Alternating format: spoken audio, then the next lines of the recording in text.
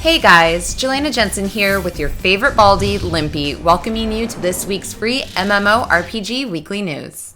Finding the right balance between technology and nature is a challenge for the ages, Limpy. Third-person shooter, Microvolts, has taken their weaponry design straight from your grandmother's garden in their latest update, Clockwork Wings. Kill your enemies gracefully with leaf blade melee and coreless flower Gatling guns. Beauty is often deadly. Take for example the graceful lady, Forest Dryad Pandora, who blooms with the vengeful nature of a dark and menacing wood. In Clockwork Wings, the gamer can also take flight with Aviator or Wingman Naomi and tamper with new gizmos and gadgets in the game mode Capture the Battery on the map Toy Garden. Come witness for yourself the elegance of steampunk meshed with the mystical elements of nature. Join the toy war at microvolts.com. Do you like sneak peeks, Limpy? You know I do, Jelena, especially when there's a mighty quest for epic loot involved.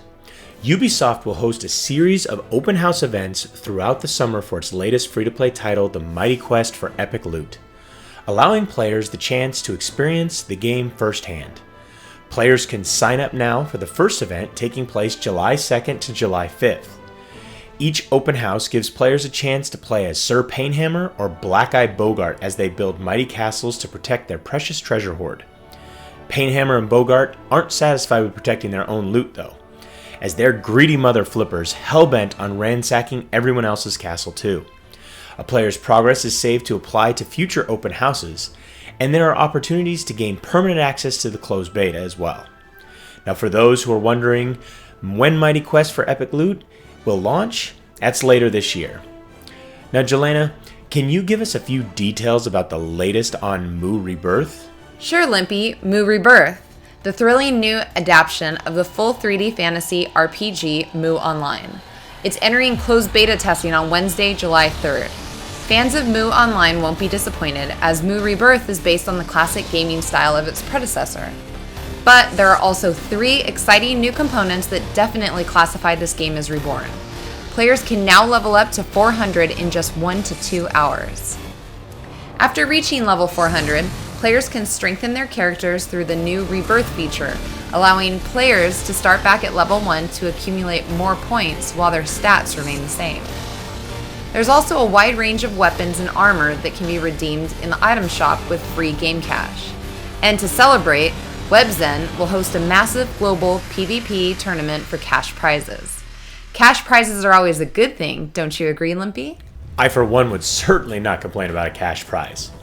But moving onward this week, the 3rd season of race events for the online action RPG Path of Exile was announced this week, and it features a challenging new signature event, the Descent League.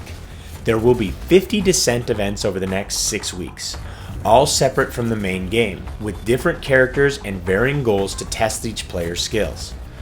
The Descent League places players at the outskirts of Pharishian Forest, from where they must seek out and explore a forgotten cathedral. Each Descent event is 100% solo, with no towns to return to, no waypoints, and no portals. So while Jelena cannot accompany on this mission, I do promise to share what's in the pair of special chests that conclude each Descent. Grinding Gear Games will keep track of players who reach the highest levels with each character class and award them prizes. Characters and their items will be permanently destroyed once a Descent event ends to preserve the integrity of the regular Path of Exile community. I'm not sure how I feel about that, but it is now time for me to quote one of my favorite movies when I tell Jelena, "Have fun storming the castle!" I will, Limpy, with an arsenal of weapons that includes battle tanks, airships, cannons, and siege ladders that are sure to bring down the Corsair's stronghold, the new battlefield in action MMORPG, Tera Rising. With gear equalized to a level playing field, gamers can enter the battleground at starting level 30. Upon entering the Corsair's stronghold, players are put on teams to defend the Anchor Stone from invaders or drafted to the offensive task of destroying it. Current Tera Rising players have the option to download this content early, and the patch contains the framework for future features like the Alliance system and new raid dungeons, which Enmass Entertainment plans to roll out later this summer. Who doesn't like to know that even more updates are on the way? Speaking of games that seem to always update, what can you tell us about the latest from Elsword, Limpy? Well, Jelena, the latest evolution of the free MMORPG Elsword is upon us. The Infinity Sword class, an enhanced version of the Sheath Knight class, retains the ability of the character to dual-wield swords, but also gains the power to summon an infinite number of mystical swords which hover in formation and attack enemies with relentless ferocity. The Sheath Knight evolved by absorbing the dark energy into his body that was being drawn to his summoned sword. In true Elsword form, the knight found the strength to overcome the temptation to embrace the dark side of his nature. So a dark blade in the hands of a knight in shining armor. Sounds like good triumphs over evil. At least, I guess one can hope, right, Jelena? So it seems like another week and another update from Soldier Front 2. What can you tell us there? Yep, the highly anticipated new free FPS Soldier Front 2 is officially in open beta testing, updated with additional content not seen in closed beta. The new escape mode is true pulse-pounding action, Limpy, where one team must call down a helicopter and fight their way to the extraction point. The opposing team's mission is to prevent its enemies from reaching the helicopter by running out the clock or exterminating the escaping team. Along with the new mode, there's 4 new maps. The shipyard has been added to deathmatch options, and Team Deathmatch sees the addition of the bazaar, desert, and base camps. As well as deathmatches, there's the bear hunts to look forward to. In this bear hunt, players are tasked with finding Soldier Front 2 GMs and killing them in-game. Do you think they play the bear song whenever they're on a bear hunt? Now that would be priceless. I certainly need to suggest this to them, just for the highlights. Back to the news. The pilot episode of the free-to-play episodic online multiplayer strategy game March of War has launched. World of Flame sets the stage for the community to start writing their story in war-torn alternate diesel punk 1940s. Each subsequent battle will redraw the borders and shift the balance of an ever-changing world.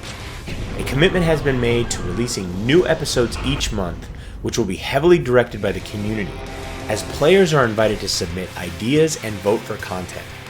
The next episode, Soviet Storm, will premiere in the Steam Store and other portals on August 1st, 2013, followed by a new episode on every first Thursday of the month. All future episodes will contain all of the previous episodic content and will be totally free. The mobile versions for iOS and Android are also to follow. So keep that password on your iPhone, Jelena. Seems like you may be invaded. Good thing I'm a crack shot then.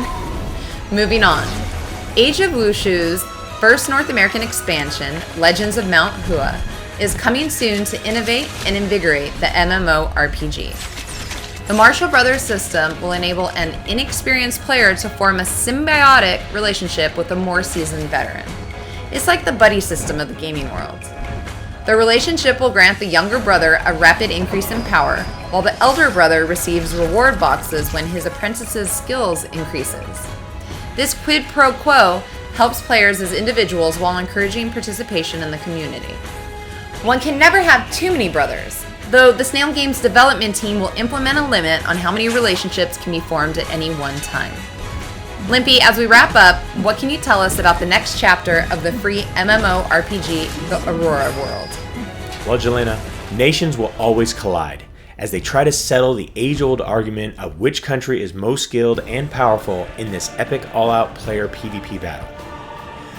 Players can join up with fellow adventurers to tackle new creatures, new perils, and acquire new skills, weapons, and armor in this latest update. And in an effort to improve the Aurora world's overall gaming experience, upgraded servers and server locations have been added to reduce lag. Other improvements include fine-tuning the player population and balance between the 3 nations. So players will now begin to shape the Aurora world, and whose nation will come out on top? That's the big question. Take us home, will you, Jelena? Alright guys, that's all for this week, but for more info on all these titles, head on over to MMODen.com. Also, remember to comment on this and other MMODen Weekly videos and earn a chance to win one of our 5 weekly prizes given out each and every Monday. For now, this is Jelena Jensen for MMODen. Until next time, pathetic balls, and thanks for watching.